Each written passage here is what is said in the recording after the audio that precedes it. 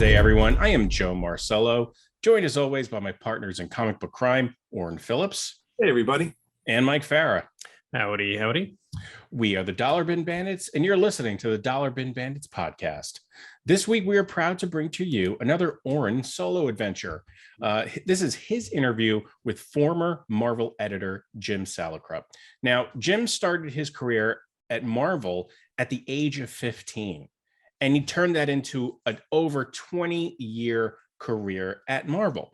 Eventually, he went on to work on the Avengers, Uncanny X-Men, Spider-Man, and even oversaw the Kraven's Last Hunt storyline. Yeah, also one thing that he's doing now is with Papercutz. We're all parents here, so to have comic books and graphic novels that are geared towards kids our age, I think is just a wonderful thing, and it's so cool that he's the one who's in charge of it. Yeah, I really dug this conversation, Orrin. Great job. I thought the section on Marvel Age, which he sort of oversaw and sort of almost was a precursor to Wizard, was particularly interesting. And yeah, I called this out on social already, but look for that story with John Romita meeting Paul McCartney and the possibility of John Romita actually having done the Wings logo. I thought that was fascinating as well. But let's get into it. This is Jim Salicrup. Sir, thank you so much for taking the time to be with us. Well, it's totally my pleasure, Orrin. I'm so curious because I just saw, of course, through Wikipedia, that at a young age, you were bringing art and things over to the Comics Code office for Marvel. The Comics Code office, what was that made out of? Because I think of men in suits just going over every little thing to make sure it wasn't offensive. It was primarily a one-man operation, and that guy was Leonard Darvin. It looked like at one point, and I know at certain points there were more people there, but it was the closest thing I could compare it to. I mean, it was a law office, so it had a lot of file cabinets and things. But you know how on the old Andy Griffith show, I don't know if you watched that, but like the sheriff's office had that little sort of like fence in it, and with a door that opens up, and you walk through that. Mm-hmm. So that's what that was like. It was in a Manhattan office building, Mm-hmm. and you walk in, and there was mostly file cabinets, bookcases, that kind of stuff, some desks, and this one guy, Len Darvin, was sort of handling everything. And ironically, many years later, I worked for Stanley Media, and Len Darvin's great nephew, Brady Darvin, was an employee at Stanley Media. He was in charge of doing research for them. So it was a weird reunion of sorts. Now, was this one guy in charge of Marvel, DC, Charlton Dell, anything else that came his way? Yeah. Wow. I couldn't imagine. And how quick, like a turnaround, I mean, you might not know this, but did the comic companies have, from when he read it to when he got things back to them so they can, either make edits or publish? Yeah, when I started, the reason they kind of hired me was they were running behind schedule. I mean, I imagine during the 60s, Marvel really didn't do more than like a dozen or so titles a month. And so that was almost like no more than 2 or 3 titles a week. Right. In the 70s is when they began their rapid growth. And as a result, they were falling behind schedule. And in the 60s, they would actually just mail the original artwork for the U.S. Post Office downtown, and they'd get, they were just pretty much on schedule. Each book sort of had a regular team. It was it was very orderly. Right. But when this expansion started, they were. It was such a huge expansion that they didn't have enough people. They were understaffed. They were trying to get whoever they could. There wasn't that many people, but so I think Jim Starlin or someone of that generation who started in the 70s would say Marvel hired anyone who could hold a pen, which might explain how I got it. But it was just this rapid expansion. So to answer your question, they went from regular mail, special delivery, and there was no FedEx, no internet. So they were started using messengers, which one of the things traditionally about Marvel internally as a company is they've always been what shall we call it, frugal. And so Saul Brodsky, who was paying attention to the money going out, realized that they could probably hire a full-time messenger instead of paying all these one-shot messenger fees.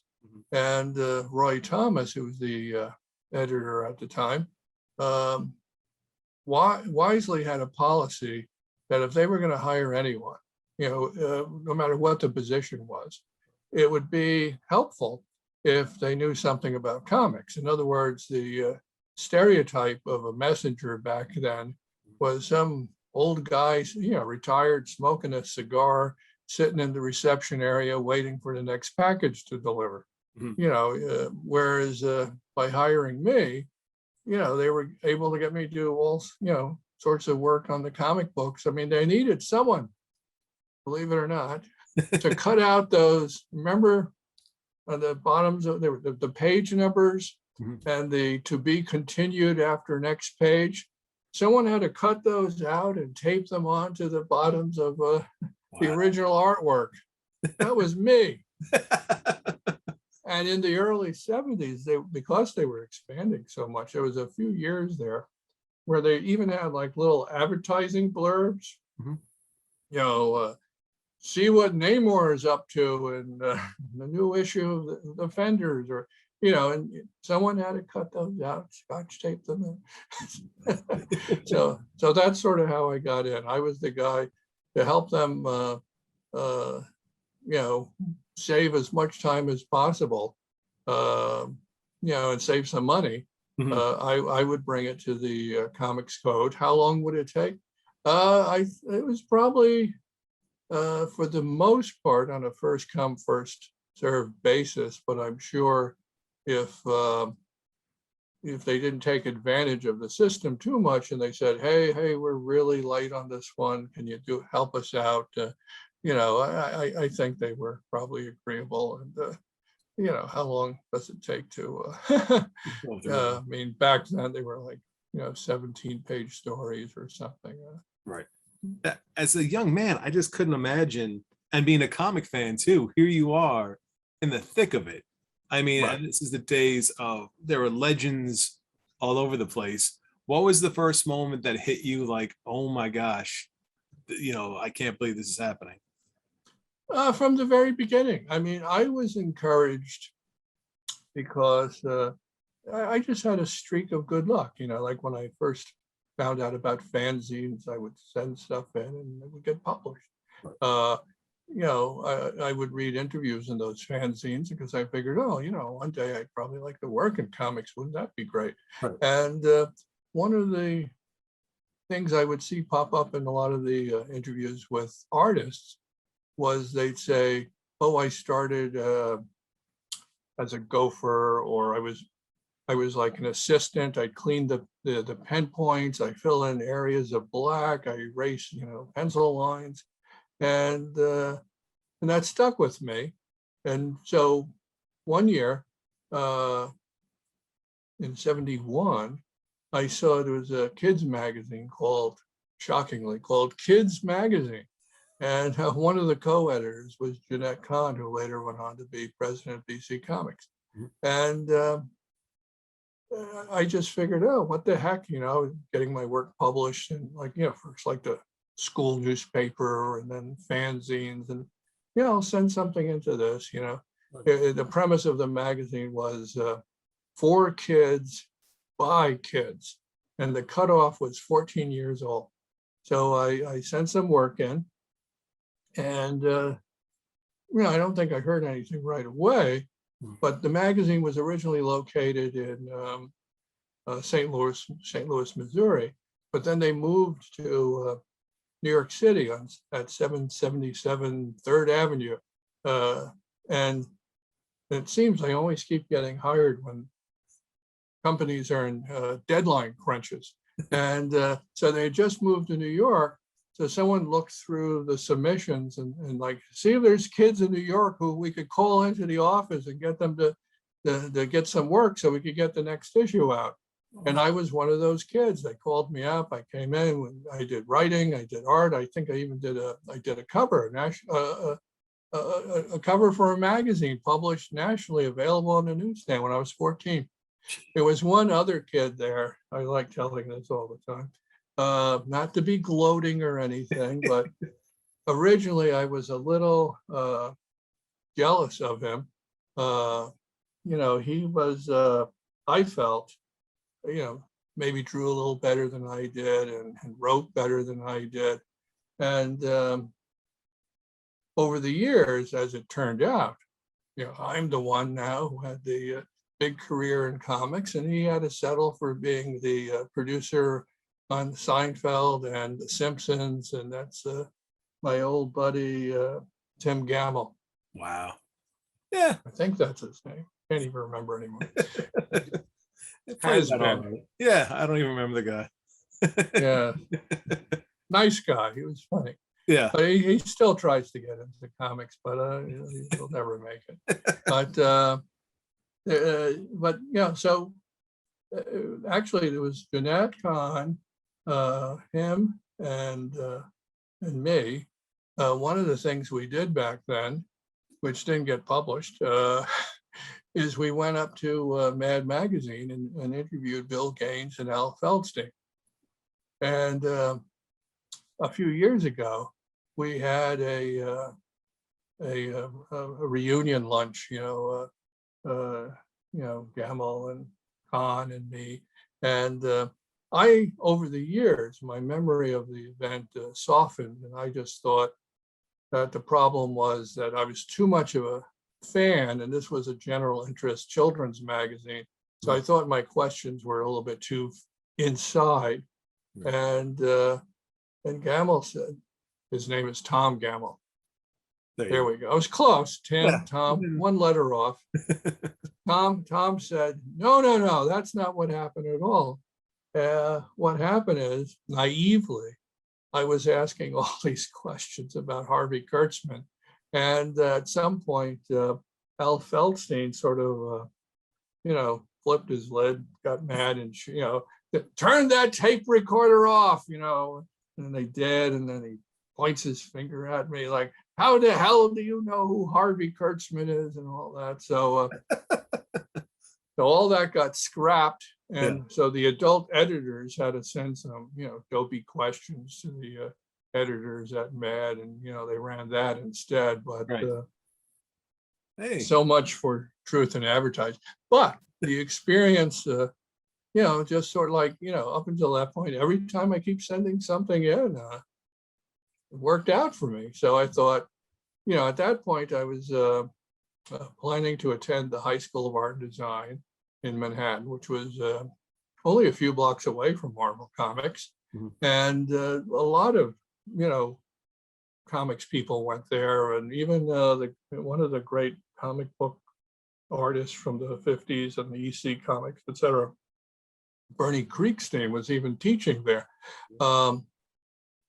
So I figured, I got accepted. It was one of those schools, of a vocational high school in New York, where you had to present your portfolio, and they would decide whether you were worthy to attend their school or not. And I made it in, and I figured, again, what do I got to lose? I sent a little postcard, And I figured, maybe to get it noticed, I drew a little like Herb Trimpe-ish type of Hulk, and my basic offer, I guess I intuitively knew, what Marvel's budgets were like. I said, I'll be your slave, because, being a fan, you really are willing, to work at Marvel.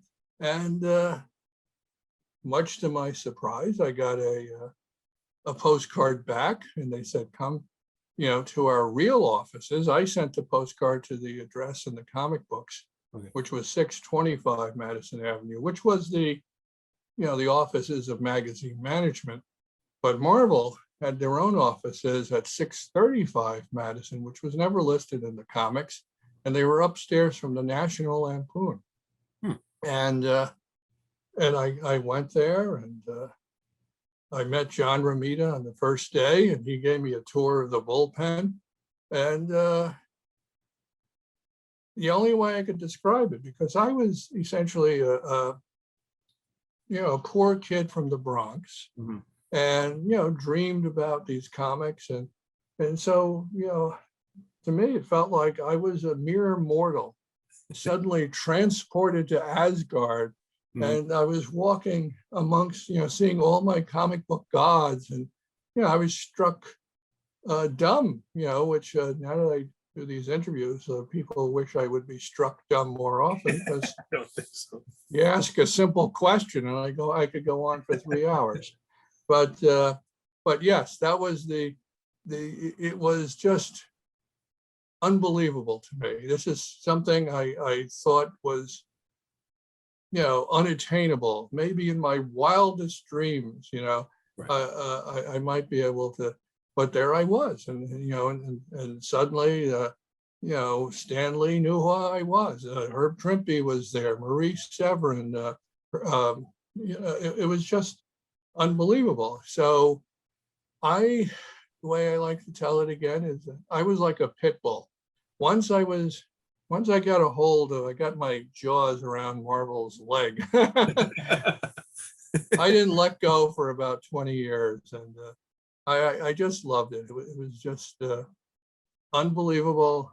I loved every second of it. I learned so much from it, and it was really great. And even now, though I'm working full-time, I have a co-owner of Papercutz, which is we do graphic novels for kids. I still find time, and I'm lucky that they ask me to do them, write these little introductions to various Marvel masterworks that are reprinting, stories that I edited like 30 years ago. So it's fun to, get these checks from Disney I'm working for now, but it's fun. It's fun to be back and reflecting upon that stuff and reliving those memories. I have to ask, because you're talking about being a kid in Asgard, as you said, and when you become an editor and you're working with some of these talents, how do you handle moments where sometimes maybe you have to have a tough conversation with maybe a well-known artist or a well-known writer, or you come into a book that's had an established duo or group working with it? How do you create the rapport between you guys so people don't get all offended that if you make a change or a criticism of their work? Well, I didn't go instantly from being a messenger to editing. Right. I sort of did every job. I was running the stat machine. I was doing paste ups, production work, anything, like just to stay there. I just by being there, you had an advantage, because like you could overhear them when they're saying, who can we get to do this? And here I am. And so a lot of how you learn things at Marvel during that period was, I guess, by example. You would see other people. Mhm. And I was fascinated by all these people. So I was just, studying them very carefully. Right. And there were different approaches. And the approach that I observed that worked best and inspired me the most was Stan's. And I think it was crucial to how he worked. And in some ways it would backfire, and it would, same thing would happen to me, is that he knew that artists such as Jack Kirby or John Buscema, Steve Ditko, et cetera, were, working alone and putting a lot of effort into what they're doing. And a lot of them, before they worked for Stan at Marvel, the situation at other companies would be these rougher editors who the pages would come in, and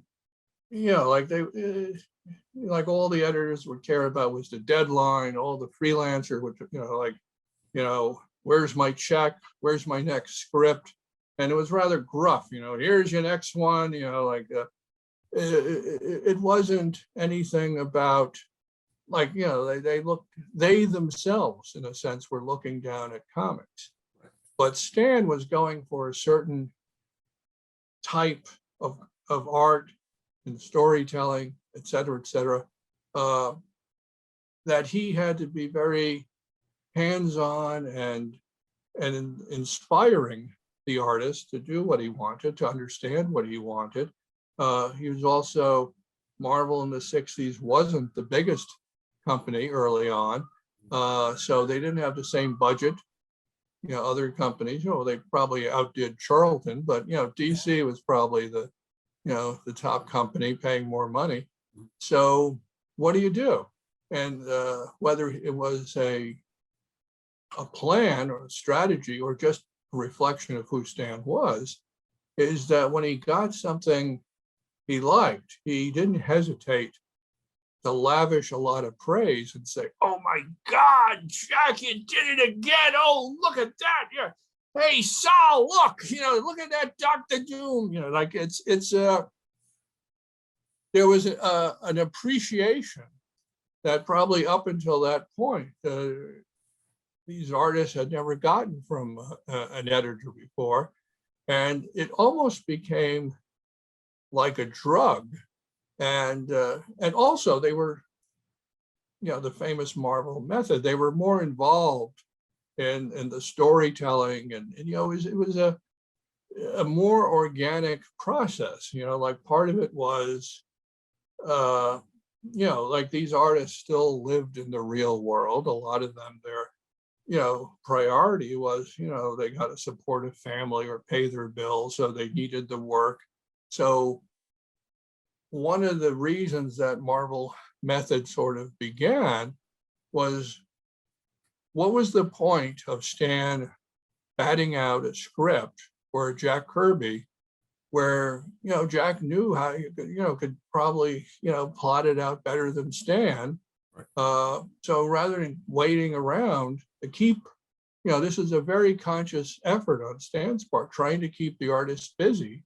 Let's just hash out a story idea. You draw it, I'll script it. So they were getting more involved. And then when they would bring the pages in, it's not as if Stan wouldn't reject something. He would, but a lot of times there are obvious ways to handle this type of thing, to answer your question. And by watching Stan working, I sort of picked them up and adopted a lot of that myself. For example, working with a huge talent, like say John Byrne. And there were other editors that may have found him difficult to work with for whatever reason. To my mind, John was just someone who cared passionately about the work he was producing. He was putting everything he got into it. And I enjoyed that work. So when a package, of his artwork, it was a new issue, say, of Fantastic Four came in, it was, I was back to being, the little fanboy. That's awesome. Looking at every page and recognizing how great it was and just truly appreciating it.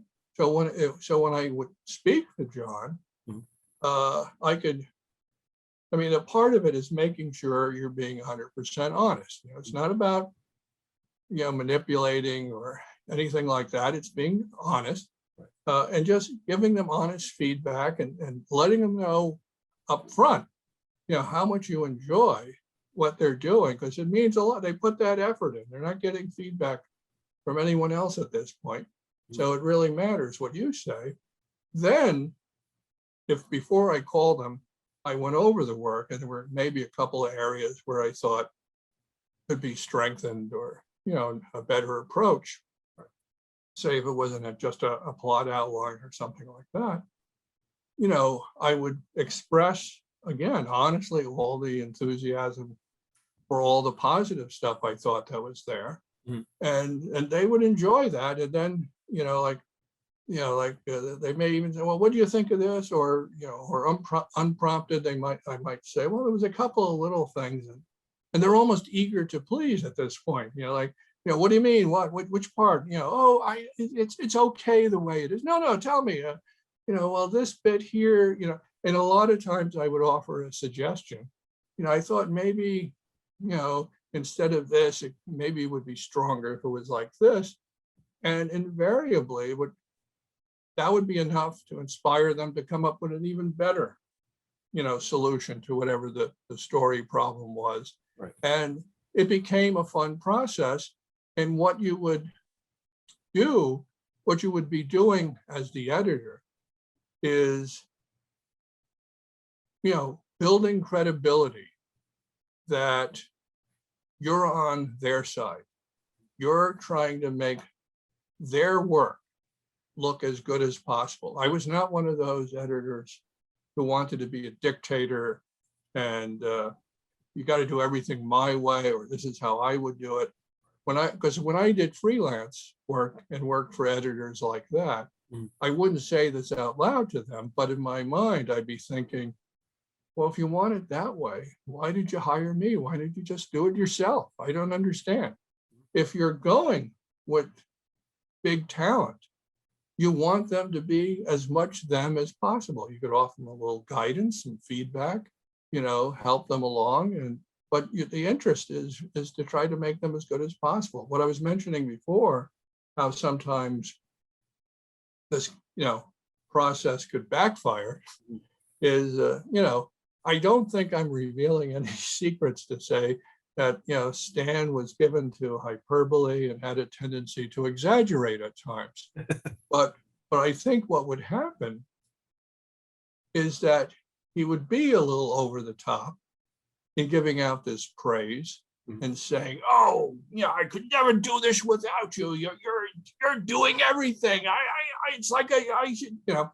Yeah. And what would happen is they'd begin to believe that, which wasn't 100% true. Yes, they were contributing a tremendous amount, but so was Stan, and so was Stan subtly guiding them, and, you know, but he was doing it in such a successful way that it was, and I've seen this happen, you know, many times with lots of different editors, lots of writers, lots of artists, is that they become, you're so good at getting them involved that sometimes you would give them ideas, and then after, you know, months would pass or years, they think they came up with it, you know, which wasn't always the case. You know, it's not like they're consciously lying and taking credit, you know, for something they didn't do. Right. It's like they truly would believe, yeah, I did this and I did everything. And like, then it would just go to an extreme where, well, what do I need that Stan Lee guy for? I'm doing everything. You know, I could write this myself. You know, he's just copying my notes, you know, the borders. You know, I've had it where there was a process where I would go through assistant editors where there would be the honeymoon period in the beginning where they were just happy, like I was, to be working, you know, as a Marvel editor. Right. You know, it's just exciting and thrilling. That's the honeymoon, you know, period. Then there's reality setting in. You know, a job is a job. Everything's work. Yep. And what would happen, and I'd be doing the same thing. I'd be telling my assistants, oh, you're doing great, you're really helping me, how could I do this without you? And they would see me having so much fun enjoying my job, even though it was a lot of work for me as well. Right. They'd be thinking, oh, the resentment would set in, and but I made it a policy to never hold anyone back. And invariably, most of these assistants would come back to me years later, and they'd say, because when they left, they couldn't wait to get away, and then they'd be having fun and all that. But then they encountered reality, and they said, you were the best boss I ever had. I never knew. I didn't appreciate how good it was and how much you were letting me do, and da da da da da. So I wish them all well. A lot of them all turned out very well. So, but it's great to also get that positive feedback years later. So 100%. Mhm. And I was going to say, one of my favorite teams at Marvel was yourself, Mike Zeck, J.M. DeMatteis. The stuff you guys are doing with Captain America, with Spider-Man. I mean, it seemed like everything was sort of hitting on all cylinders with a lot of that stuff. What are your memories of the triad working together? I looked into a lot of it. On Captain America, I helped put them together, and then they continued on later with other editors as well. Mhm. On Spider-Man, I really did that whole Kraven's Last Hunt, Yeah.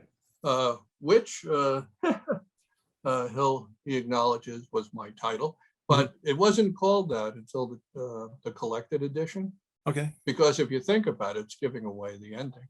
But I think the original title was some kind of takeoff on Blake. Was it Spider, Burning Bright, whatever. Okay. It's a Tiger, well, whatever it was, and it was a good title. But I tended to be, heavily influenced by Stan, so I would go for titles. I thought, Stan probably would have went with, but that story, J.M. He's gone from DeMatteis to DeMatteis, back to DeMatteis again.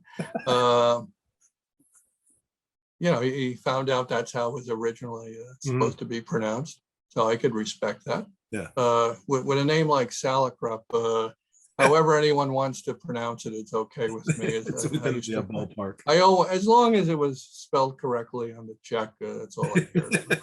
But that particular story in various forms was something he had, I think, originally proposed as a Batman story for DC.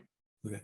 Imagining with the Joker, or I'm not sure, but and they didn't go for it for whatever reasons. And then I think at Marvel at some point he was pushing it as a Wonder Man story, and then that didn't happen.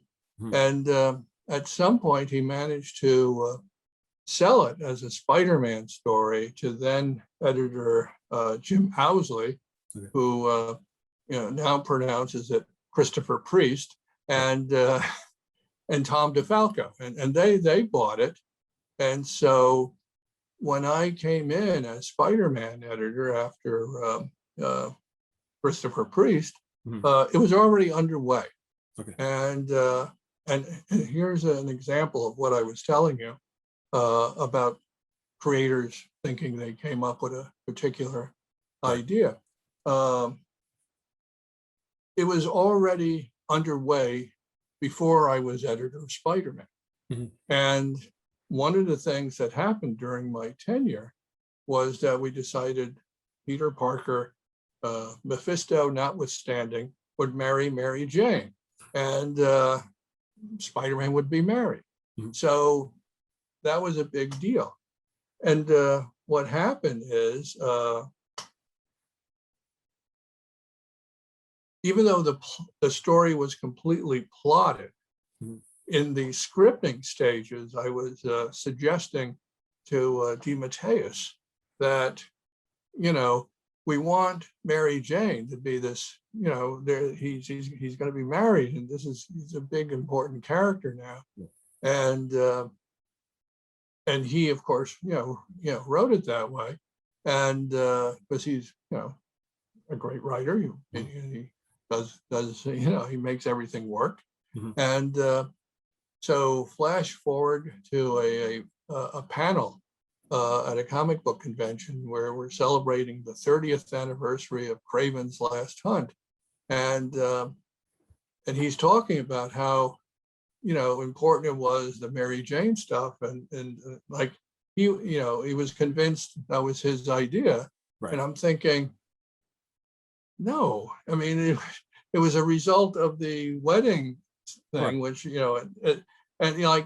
but it wasn't, again, it wasn't, he would never claim credit for something that he didn't think he came up with himself. But I think what happens is, over the years, I mean, he did write every single word. He did write it, but I was just that little, bird in his ear saying, play up this thing, particularly during the sequence where Spider-Man is, literally crawling up out of the grave. Yes. And it was on that panel that, because over the years, 30 years, I had a lot of time to think about those stories and reflect on them. And, Frank Miller, I remember talking to him once, and he was saying, and I think it's very true, it's like every time you think you come up with something, no one's ever done it before, you look back at the old comics and you realize everything was done before, like he'd say, Frank would say, I ripped up Batman's costume, but hey, Stan Lee and Steve Ditko, they ripped up Spider-Man's costume. He was like, everything's been done before. Right. So in, thinking this Kraven's Last Hunt, we've done, so much of this was new and powerful. I mentioned on the panel that sequence reminded me of the most famous Spider-Man sequence of Spider-Man under all the rubble, Yes. by Ditko, and thinking of his Aunt May and like having to go on and on the panel, and he was very candid. He said, I never thought of that before. But there are echoes of that, but the same thing would happen later on. I think Dan Slott, who had a great run years later on Spider-Man, did a sequence called The Superior Spider-Man, which, Spider-Man and Doc Ock sort of exchange brains or something. But it was almost, again, the same concept of the villain wanting to become the hero, Kraven, I'll become a better Spider-Man than Spider-Man. Superior Spider-Man, there's the concept right there. Doc Ock wants to become a superior Spider-Man. So these ideas sort of keep going forward, and et cetera, et cetera. I think one of my other heroes, in addition to Stan Lee and a few others, was Andy Warhol. And he once said something along the lines of, the way to succeed is take a successful old idea and make it seem new. And that happens all the time. That is very true. And I'm sorry. No, go ahead, please. No, all you. Oh, I was just going to say that everyone on that involved in making these, it was just a real pleasure. I'm still in the habit of thinking of him as DeMatteis, but DeMatteis was just wonderful, great writer, always puts in 100%, always striving to do his best. Someone like Mike Zeck, I think you could see which stories sometimes really inspire him to do his best work. Right. Something like Kraven's Last Hunt, some of the stuff he did on Shang-Chi, some of the stuff he did on Punisher, even though that shirt is great and he did some great covers. Right. I think on Secret Wars, I I think the challenge for him there, because I don't think that's the norm. I mean, I don't think, nothing against the Secret Wars storyline, Right. but lots of superheroes. I mean, Mike is not the kind of guy who dreamed of drawing the Avengers or the X-Men or anything like that. He's more of a single character guy. So Captain America, he'd love to do. Spider, any one of these. But all of them together is overwhelming, and and it's just a challenge to finish it, you know. Whereas if you have something with just a few characters and lots of dramatic stuff, you know, very moody stuff, that's, you know, that's where he's great, you know. 100%. I mean, yeah. I couldn't agree with you more on that. But also, I want to talk about your writing, because you did write as well. I foolishly, I was like one of the in Wayne's World, where they meet Alice Cooper and they say they're not worthy. But you know, I think a lot of, you know, I see people do this all the time. Sometimes, you know, we're exposed to such great material that the idea, you know, that we dare say that we're a writer too, is we're comparing ourselves to the best of people who've come before us, not realizing, well, maybe even Stan Lee, when he was in his 20s, wasn't turning out the best. You know, that may not be the material he's best known for. So you have to, you know, look at it relatively. But I think I was a bit overwhelmed and intimidated. So in a bizarre way, I even though I had opportunity, and people like Jim Shooter wanted his editors to be writing, you know, titles and things like that, I was always I was like around the fringes. You know, I really, I don't think I did any really main, I would edit, but I wouldn't write sort of the Marvel Universe core titles. I would do licensed titles. I would do like Spidey Super Stories, which was sort of the kiddie version of Spider-Man. Right? Yeah, I would. Yeah, exactly. And I would do, you know, Kool-Aid Man. You know, weird things that would come in. You know, early Transformers comics I wrote. The A-Team. You know, A-Team. I love doing that. I mean, that we had no time whatsoever, and you know, I saw one entire episode and how to edit and write, how to edit 3 issues, and this was something that was originally given to Jim Shooter and the the normal Marvel editorial department to put together, because somehow Marvel, the bigwigs had worked out a deal with Universal and you know, some chain of stores that agreed, well, if you could do an A-Team comic book, we'll buy a gazillion of them. We'll sell them in, you know, in a bag, you know, 3, 4, whatever. Right. And but the deadline was impossible. So Jim said, no, we can't do it. And there was another department that I did a lot of work for, which was headed by Saul Brodsky, and he was like Stan's right-hand man in the 60s. So he was the one always figuring out how to make things work. Right. So I worked for him, and it was, it was just a fraction of the time. You know, I think we had to have the books printed, like from the time we started to a month later. And normally it would be 3 months before it was ever even sent to the printer. Right. But so we were working around the clock on that, and it was a lot of fun. I got to work with Marie Severin penciled one story, and Jim Mooney did the other. Joe Giella inked it. It was, I think Chick Stone inked Marie's story. So it was like getting to work with a lot of Silver Age pros, and it was fun. It was a lot of fun. Crazy, but fun. Yeah, I'm curious how we haven't really spoken with anyone. Licensed work. I would imagine the company that you're doing the work for, you know, whether at least at Kool-Aid or you know, with the A-Team or Transformers, are they constantly putting pressure to be like, hey, we have to make sure this stays within the message that we want to send, or that it ties back into the show. I mean, as Yeah. a writer, that has to sort of be a pain where it's, you sort of want to be creative, but at the same time, you need to follow guidelines set by sort of a third party. If you're creative, you figure out ways to have fun with anything. That's the challenge. I would enjoy these things tremendously. The main thing is I just wasn't as intimidated by it.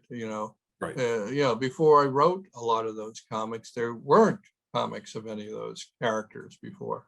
Right. So it was I would be doing it first, and I was slowly easing out of my fear of writing the main Marvel characters. I started. I was almost putting Spider-Man into everything I was doing. I did a 2-issue thing, based on a TV show Sledgehammer, Yes. and I had a fake Spider-Man in the second issue. When I did Transformers, when they offered it to me, I figured everyone else in the world must have turned this down if they're asking me to do it, because I'm like the most unlikely candidate to write that, because half the characters turn into cars and I don't know how to drive. I still don't have it. I don't drive. I live in the city. Mhm. If they had a, subway man or something like that, I'd be better suited. It was all mechanical stuff. And so in a way, for me, putting Spider-Man in it was a character, I knew, and he could be my entry into that world. So while he's meeting them, it's like me meeting them. Right. And, so that was my way of doing it. But it varied from project to project. I mean, whatever the goals were, Mhm. I was happy to do it. I would write all sorts of silly things, some somewhat serious. It was like a Spider-Man Power Pack child abuse prevention comic that I edited. I had the Power Pack story done by Louise Simonson and June Brigman, who were the creators of Power Pack, and that only made sense. They're available. It's like, but there was so much going to be requested to be in the Spider-Man story that just for the sake of meeting the deadlines and ease of editing, Right. Instead of being the middle person, like the people telling me what they want, I could just put that into a story. Okay. Rather than try to explain it to another writer and then have to edit it and be in, I just wanted it to go as quickly and smoothly as possible. So, but then there'd be things like the Spider-Man and Hulk toilet paper, which I absolutely love doing because, there was a period there where the printing on Marvel comics and comics in general was so poor. Mm-hmm. They had switched to this flexographic printing, and the lines would get all wiggly, and it was just terrible. And the paper was as cheap as possible, and artists would be complaining, like, oh my God, the standards are so bad, and the production is so bad. It's like they're printing the comics on toilet paper now. Well, I'm the only one who could honestly say my work was printed on toilet paper. So, but it was just fun, and I also thought when a lot of times when Marvel characters would appear in other types of things, mm-hmm. like say Spidey super stories or what have you, instead of writers who are unfamiliar, with comics or the Spider-Man comics, doing, you can always tell, like, oh, they don't know who these characters are. Like I remember in the 60s, there was a big little book of the Fantastic Four. Yeah. And it was drawn in a very Kirby style by Herb Trimpe and John Verporten. But the writer who wrote it was, someone who never wrote for Marvel. And, it was, like the villain was Dr. Weird. And it was like, what is this? Right. Whereas I felt, I could throw in a lot of, stuff that would be cool from a Marvel fan's point Right. of view. Well, I mean, this kind of brings me to a question I wanted to ask you. I don't know if you worked on this project. But I have it here. I know you guys covered it in this Marvel Age you edited, and that's the Quest probe situation. Yeah, I didn't work on that. Yeah, I think Bob Budiansky worked on that, who was my assistant at one point, but then he went on to bigger and better things. Do you have any memories of this? Because I just know that it was supposed to be 12 issues. They got 3 out, and then I guess the Quest Pro people ran out of money, and it just ended like that.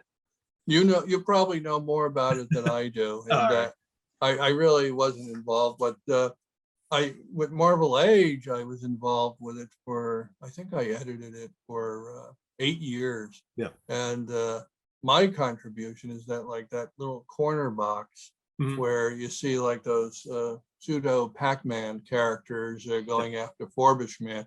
I mean, I just couldn't resist. I mean, Forbish Man was virtually forgotten at that point in Marvel, but I dragged them back to be sort of the Marvel Age mascot, and that was an important thing for me to edit. I felt, growing up with the '60s Marvel stuff, the Stan Lee's impact through the letter columns, the bullpen page, the soapbox, his footnotes, and all that, his talking directly to the readers was, I thought, incredibly important. And before I started editing Marvel Age, I mean, the whole thing was sort of run out of the direct sales department. Okay. And as a promotional thing to push sales of the comics. But I felt there's a way to do it, and where it could be enjoyable unto itself, the way Stan would have the Mighty Marvel checklist talking. As a kid, I couldn't wait to read those things and see what was happening in the other comics, and I had to pick up those comics.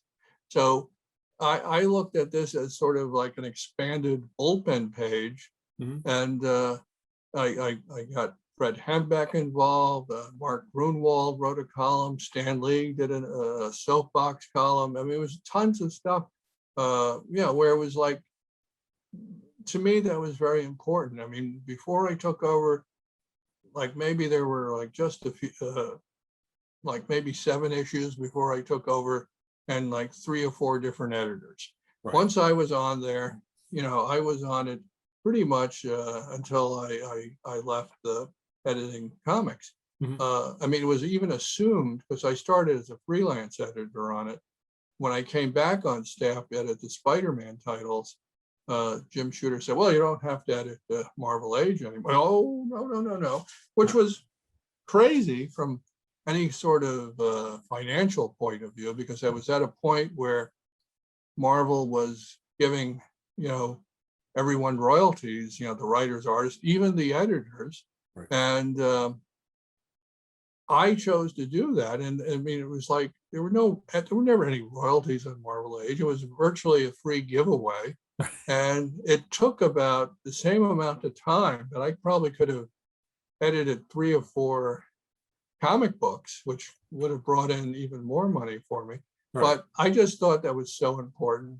And I enjoyed it. I liked magazine editing as well as comics editing. So it was a tremendous amount of fun for me. And this book has found a huge new light recently with the speculator market, because Marvel Age in many ways was the first appearance of a lot of characters or a lot of ideas, or things that became major events in comics. And I see now people posting and things like that these books, people are just trying to gobble them up as fast as they can. Well, once there was a point where they couldn't give them away, and now they're. And I used to write about it, even like I think there was a point there, like when Wizard magazine was the big thing. Yep. And that was Wizard was created by Gareb Shamus, and he would explain that he got the whole idea for Wizard from Marvel Age. He thought, well, that's like, he thought it was a great, he appreciated Marvel Age. And he thought, boy, what if there was a magazine that not only covered Marvel, but, covered, DC and Image and everything else. And was, had real magazine production values, color photos, good paper. I was working, with basically, a comic book format. And, Right. And it wasn't back then very, photographs didn't work out too well on it. But we would do, probably one of the most ambitious things we did was one issue. We did a day in the life of Marvel Comics, where it was a specific day where we had our little Marvel Age reporters embedded with all the editorial teams, and they were all writing up what happened, and then someone else edited the whole thing into one big article. I think Kurt Busick may have been my assistant editor at that point. It was a lot of great talent. Even all sorts of people contributed to Marvel Age. It was a great experience, and it's great to see Marvel appreciating it as well now, all these years later. At the time, they were almost ashamed of it. Some of the corporate people felt, oh, this is embarrassing. We're selling our own advertising. It was a lot more than advertising. Yeah. And what I see it now is there'll be, Marvel Masterworks or what have you will run little articles that were in Marvel Age originally, interviewing the creators of the series or the previews, or having unpublished stuff that appeared in Marvel Age, and running it as sort of like bonus material in the Masterwork. So I'm proud to see the material live on. Oh no, what you're saying is like we're on the money, because it's awesome. Like you said, there early interviews about projects, and maybe things got tweaked a little bit when the project actually came out, but to hear the original ideas, I know I have one. Rob Liefeld put in some, I guess, early sketches for Cable and Strife. Before that, they're being fleshed out as a character, and you can see Cable had a brown outfit on and stuff like that, and little things like that. It's awesome to have these as a reference to be like, oh, okay, so this is sort of how it started out. Yeah, it was fun. I liked variety. I mean, I like doing the oddball projects. I like doing when I actually started at Marvel in the early 70s, 72 to be precise, no one there really thought of Marvel as exclusively a superhero publisher. They were still, throughout the 60s, they had war titles, Western titles, humor titles, Millie the Model, and then when they began to expand, they did black and white magazines, horror magazines, Kung Fu Planet of the Apes, Conan, it was all, they never exclusively thought of themselves as just doing superheroes. And I enjoyed that. And I felt after a while, all I was editing was superheroes. And I think the last non-superhero title, I gave it up to Denny O'Neil when he came on staff, was Shang-Chi, Master of Kung Fu. Like that was, I had, I enjoyed that so much. Not only was it a good title, not only was Mike Zeck working on it, and Doug Mensch and many others, it was just the variety. Okay. But the idea of at that point, I think I was editing Avengers and Captain America and Iron Man and Thor, X-Men, Fantastic Four, Marvel 2-in-1. It was like, okay.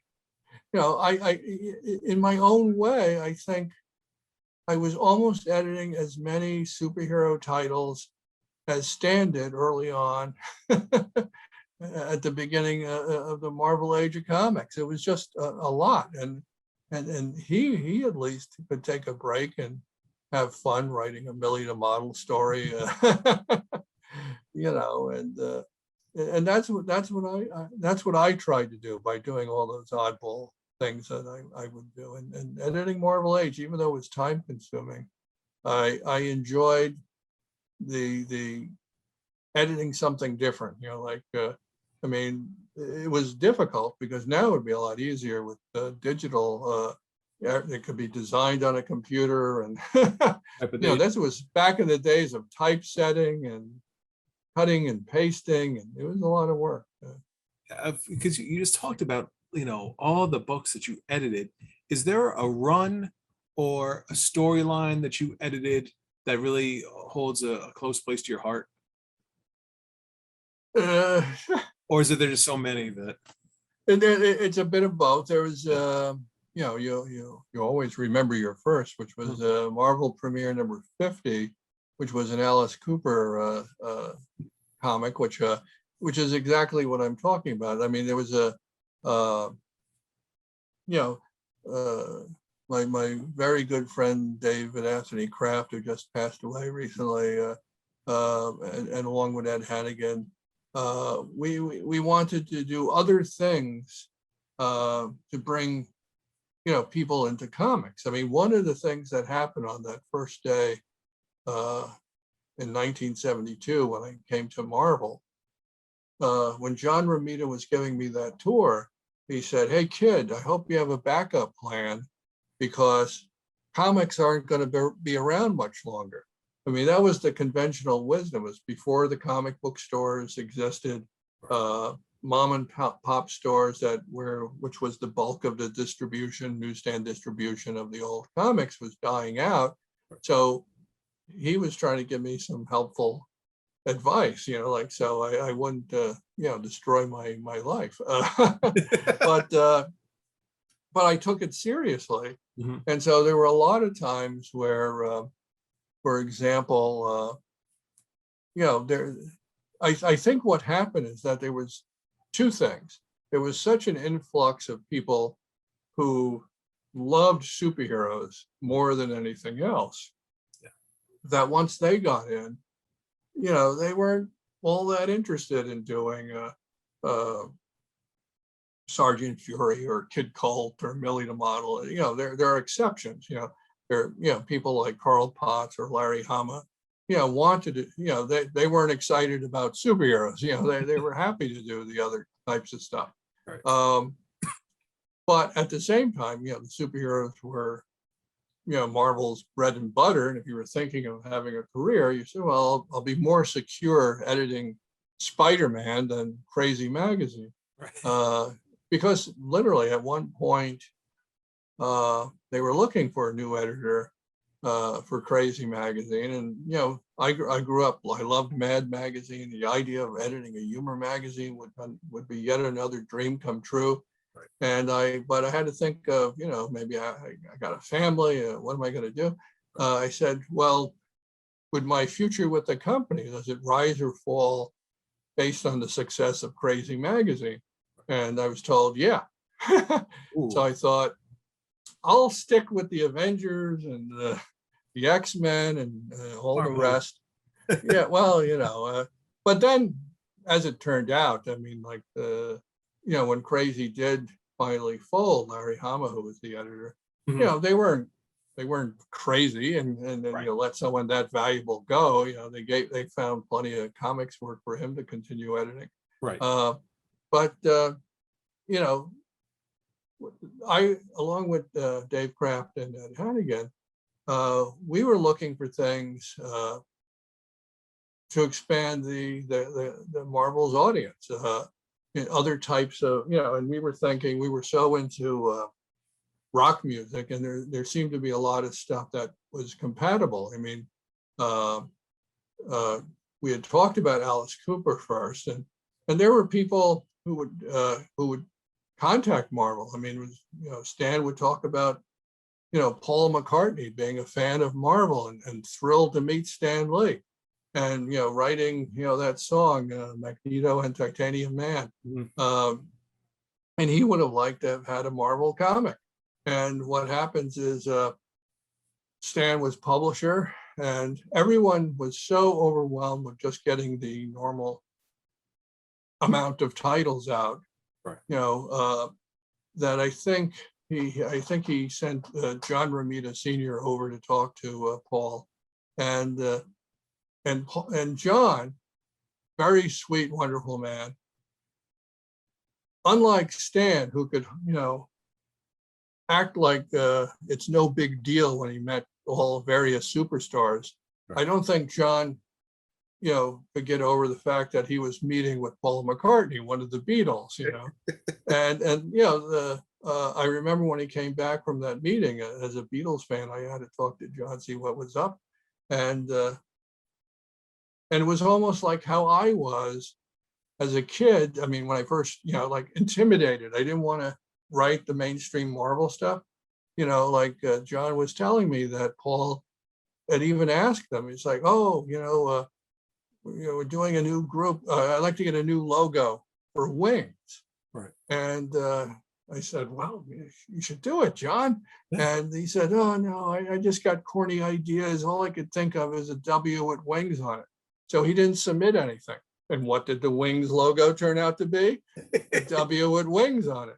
But anyhow, the Alice Cooper people at the height of his popularity wanted to do something, but no one, and Marvel knew what to do with it. Right. And there was a point in 1976 where I actually, along with Dave Kraft, we started something called Mad Genius Associates. We were both still freelancing for Marvel, but we had sort of come up with the idea that if we treat ourselves more business-like and we rent an office and we have a company, we could, get better deals from Marvel, right. Which, as it turned out, we were able to do that. And someone who joined us was Steve Gerber, who was having tremendous success with Howard the Duck at that point. Yeah. So as a result, he was, sharing the office with us, and we would meet at the little Carnegie Deli in Manhattan, and or the Carnegie Deli in Manhattan, and we'd all be telling, what happened this day, and he said, oh, I had this meeting with Stan. He had some crazy idea, do a book with Kiss, and Steve had no idea who they were, because Dave and I had wanted to do Alice Cooper and couldn't do it. But Dave, he was more into Kiss than I was. My younger brother loved Kiss. Yeah. And so we sort of, we said, Steve, you got to do this. This will be great. And he's like, what, huh? And we convinced him. We sold him on the idea. And, he sort of first introduced them in one of the Howard the Duck comics. But this was like a real amazing opportunity in that, unbelievable. I mean, this is how much fun we were having. Right. It's like, okay, now we're going to get to work with rock stars and it wasn't going to just be a regular comic book. It was going to be a magazine. This was, I think Gene Simmons insisted on this, doing it. So when it was distributed on the newsstands, it would be next to all the rock magazines, which would have Kiss plastered all over the covers. They were really huge at that point. Yep. And his Gene's sense of promotion combined with Stan Lee, it was unstoppable. In that, the whole concept of the first issue being printed in real Kiss blood, yeah. Where Stan and Kiss were at the printer in Buffalo, and the Kiss guys had, there's vials of their blood that they poured into the red ink and all that. And the amount of publicity was insane. There was nothing like this at the time, where their new albums were coming out, and in each album was a little flyer with the cover of the Kiss #1 magazine. Right. So this was a huge success, and we had this is exactly what we were trying to do: push Marvel into these other areas and do all these other types of things, which were, tremendous fun. But, at the same time, Steve was writing it. And, I think Gene saw Kiss as superhero characters. So naturally, they were battling Dr. Doom and all that kind of stuff where, which worked out wonderfully. So it was, just an exciting time to be doing all that stuff. And you're continuing to kind of open new passageways for comics with the Papercutz, getting kids and younger people involved in the books. How important is that for you to get young people not only into comics but into reading? Well, the good thing is any kind of publishing enterprise is incredibly risky. Right. And when we started Papercutz, my partner Terry Nantier, who had successfully published and could still publisher of NBM, his NBM was sort of designed to do more mature European style comics, to get graphic novels into bookstores and libraries, and he was very successful at doing that. Mm-hmm. And after doing that for so many years, he sort of noticed that the audience for the comics, the mainstream Marvel DC type comic books had gotten older.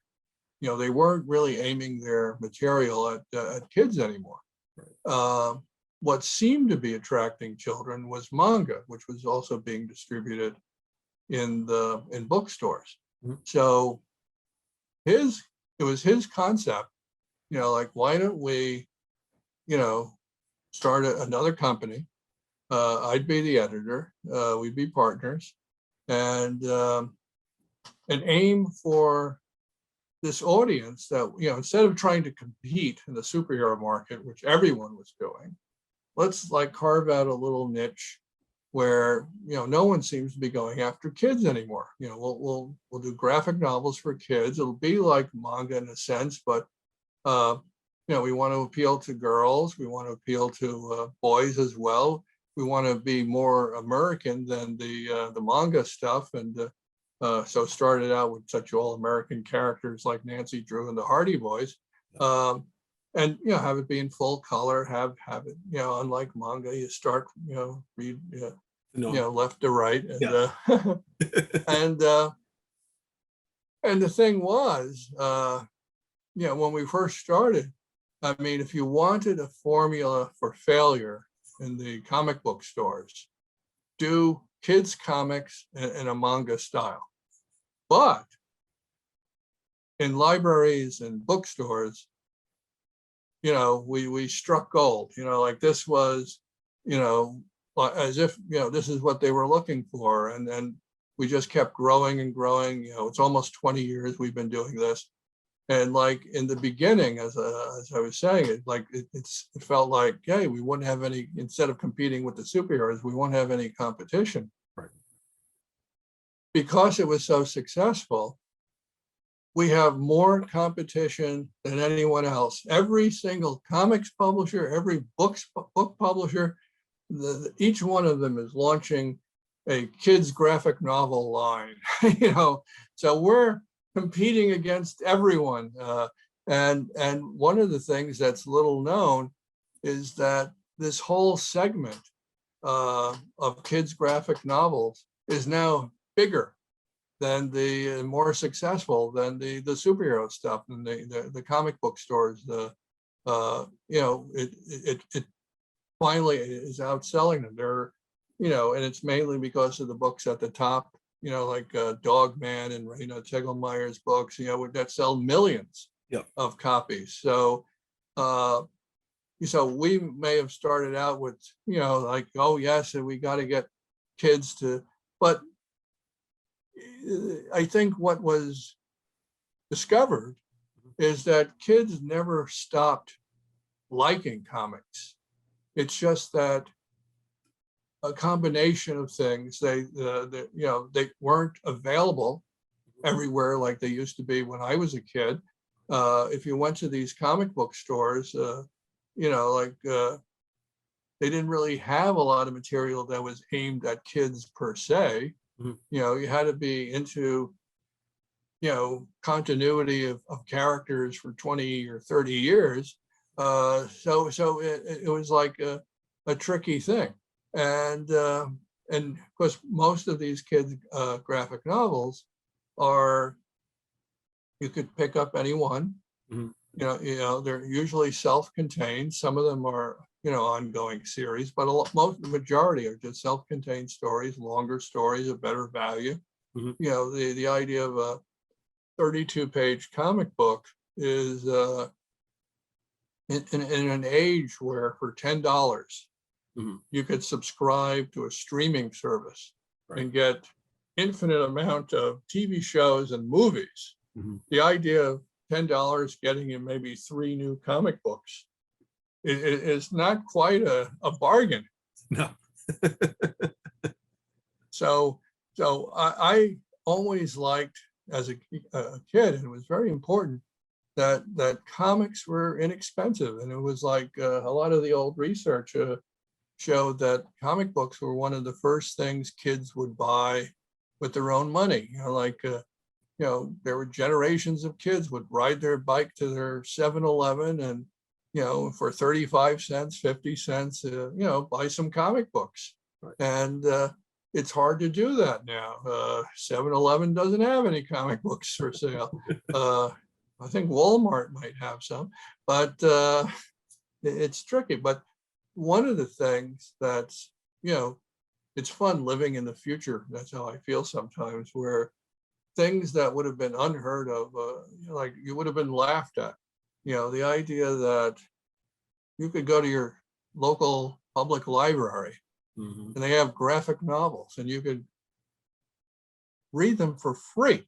I mean, that's probably the most important thing to me personally, that coming from a poor background, as poor as I was able to somehow, find 12 cents to buy a comic book. Right. Even if I had to gather up, deposit bottles and cash them in, I would, if I got an allowance of 25 cents a week, I could get 2 12-cent comic books. It was wonderful.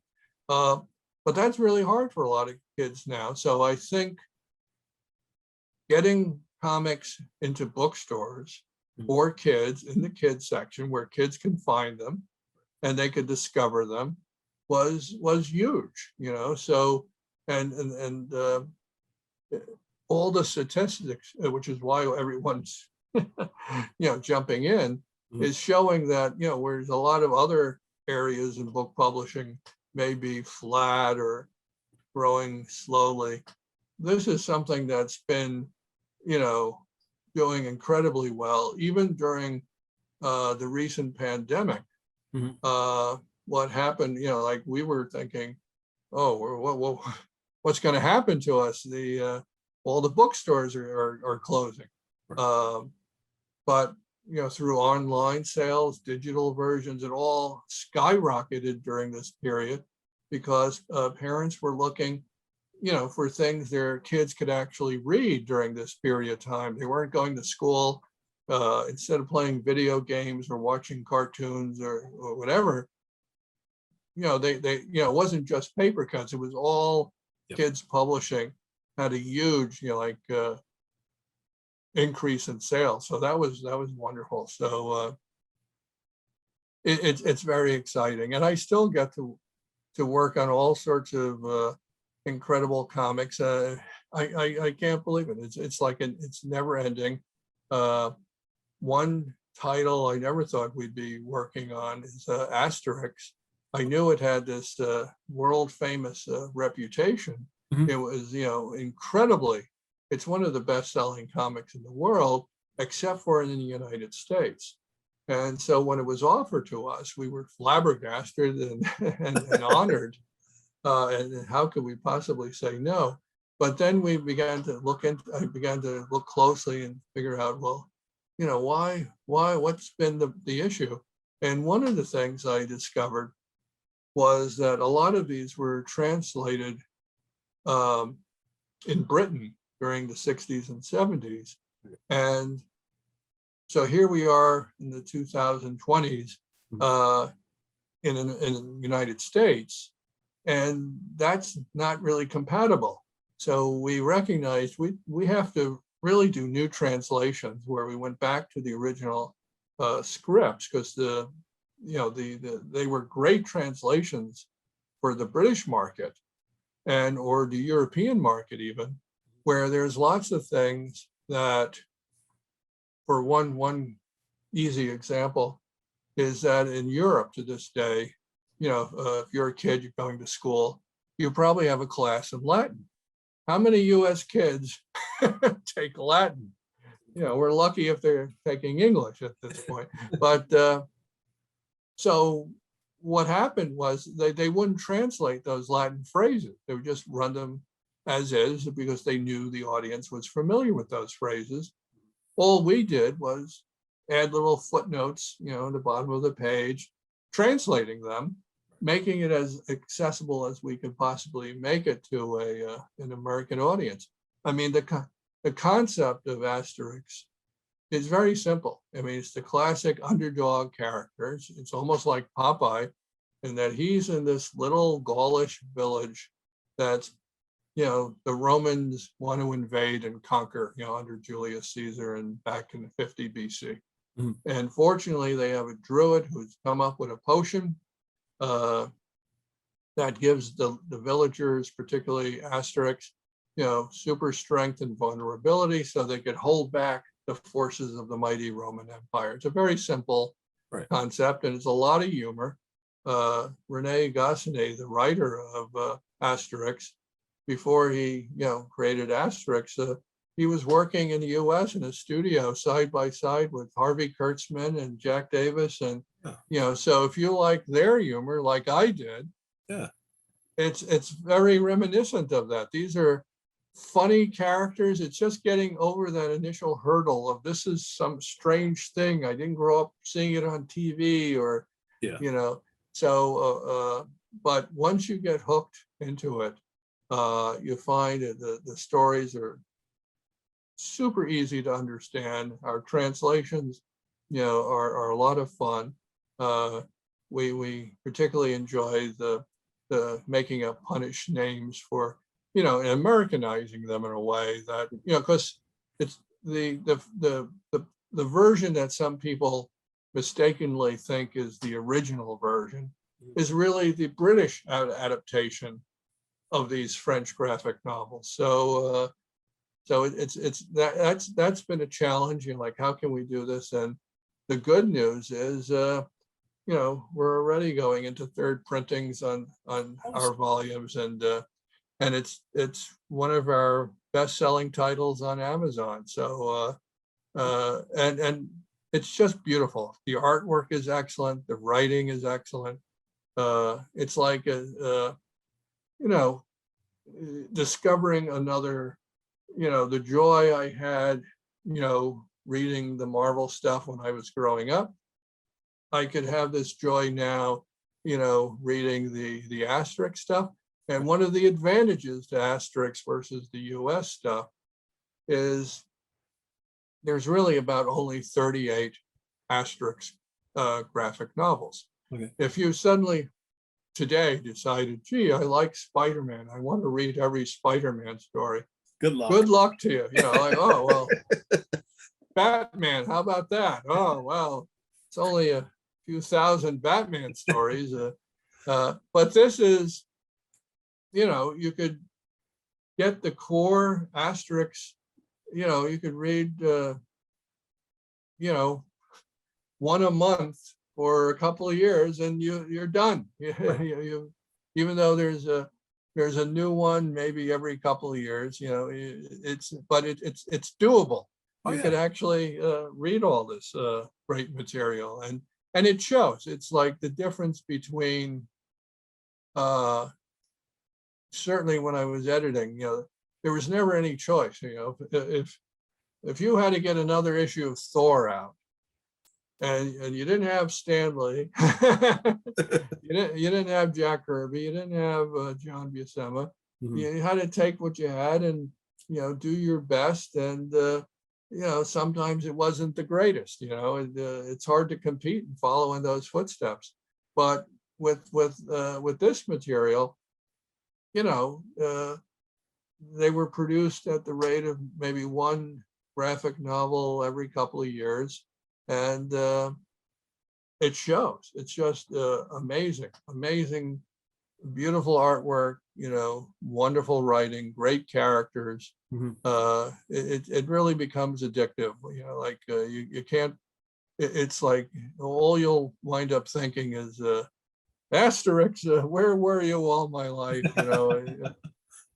So it's a lot of fun. But we do, just like I was talking about when I was at Marvel. We're doing things that kids would be aware of. Loud House is the most popular show on Nickelodeon.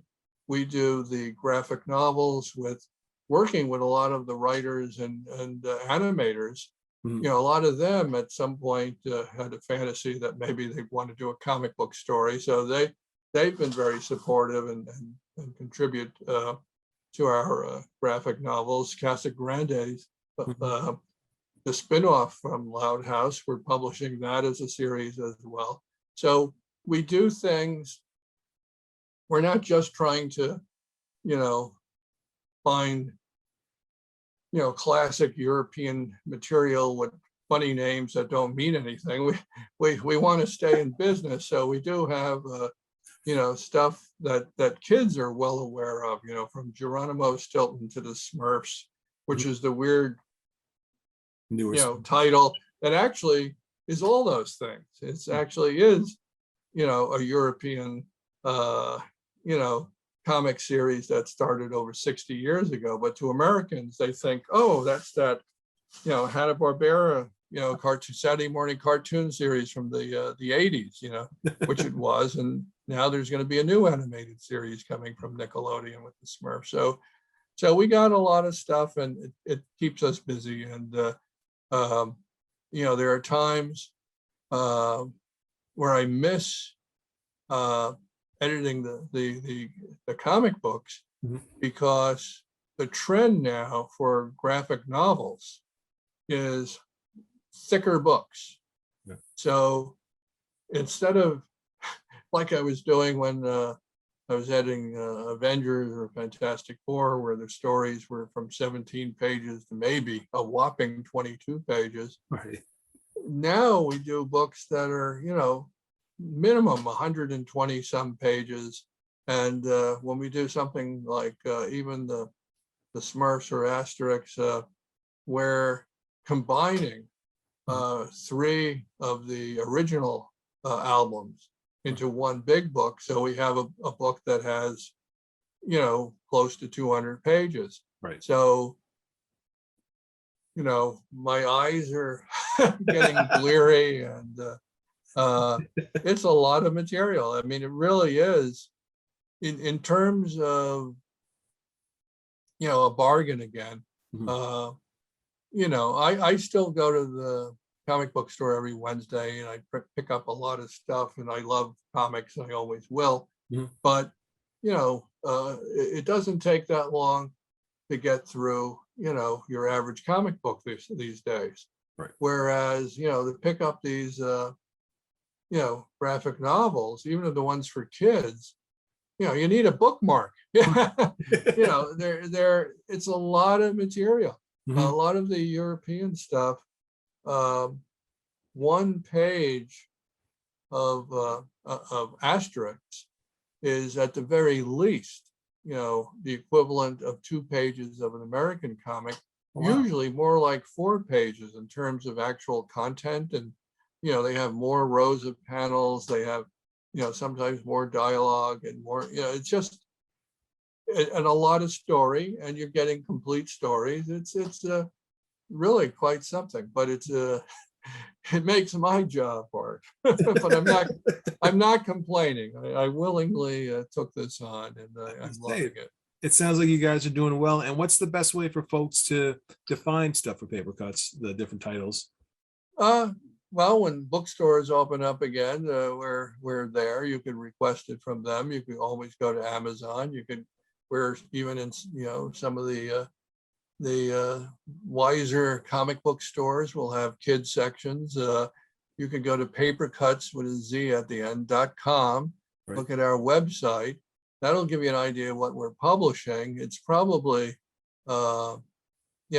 less expensive to order through Amazon or Barnes and Noble. Okay. Everything's available digitally as ebooks and what have you. So Comixology, all our books are available from them.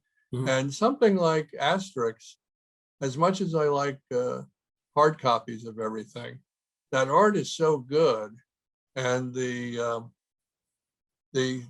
restrictions of today's book market is they don't like the large European size albums. They prefer more compact type of books. Right. So I find when I'm editing Asterix and I have the artwork on my computer screen, and it's like far larger than even the original graphic novels, you could really appreciate it and look at the detail and get lost in that world. So getting these comics digitally is a lot of fun as well. That's awesome. And cheap. Yeah, it saves you some extra dollars in your pocket. And libraries, for crying out loud. I mean, 100%. If someone is doesn't want to risk any money looking at our graphic novels, most libraries, if they don't have it themselves, they could order it from another library and get it for you for free. It's a great How can you go wrong? You have nothing to lose. If you don't like it, just return it. No big deal. You no harm, no foul. still buy another Batman comic. This is true. Yeah, I have a 9-year-old and a 5-year-old, so I will definitely be picking some of those up and putting them in their hands. There's a lot of fun. I mean, we even have some silly superhero parody type comics, which I get a big kick out of. Mhm. One is called Super Club, with a crazy little girl and her imaginary adventures, and another one is Astro Mouse and Light Bulb, Okay. which is a spacefaring superhero mouse and his sentient light bulb sidekick. I won't begin to tell you who Kaka is, but that's Well, it sounds awesome. And I wish you guys so much continued success with Papercutz. And as a fan, I just want to say thank you to you so much for all the work you've done in comics for all of us. well, thank you. I appreciate it. It's been a huge part of our lives. And again, thank you so much for coming on with us tonight. Oh, my pleasure. It's like the worst thing in editing comics, whether it was at Marvel or Topps or anywhere I've worked at Papercutz, is you don't want to work on something that you recognize as being truly great, Mhm. and no one sees it. So thank you for allowing me to mention a few things, and if people liked what I did before, there's a chance they might like what we're doing now, and they should check it out. 100%, 100% indeed. Welcome back, everyone. That was our interview with Jim Salicrup. I never really knew too much about him prior to this interview. So Orrin, great job. I really learned a lot about him. He had a great career. And, again, prior to this, I never really thought of the Comic Book Code Authority, them, I never really actually thought of them as an actual entity or people. I just thought, like we mentioned earlier, that it was just a bunch of rules that people followed. So the fact that he was running artwork to get their approval, I thought that was pretty amazing. Yeah, he's a fellow who oversaw so many big stories and really crucial to Marvel's success, in not only the 80s, but going forward. Another guy who I think, we'd love to have on again, because I'm sure there's a lot more that we didn't even touch on that he saw and was part of in his career. Yeah, and I want to bring it back to his current position at Papercutz, like Orrin mentioned earlier. Just really, really defined that space, the kids graphic novel space, and now there are just so many other players in there. But Papercutz was the first to really show that there can be something again for kids in comics. So definitely look that up. If you're a parent, I encourage you to get some of those books. They're great. But that'll do it for this edition of Dollar Bin Bandits. We will see you next time. Peace.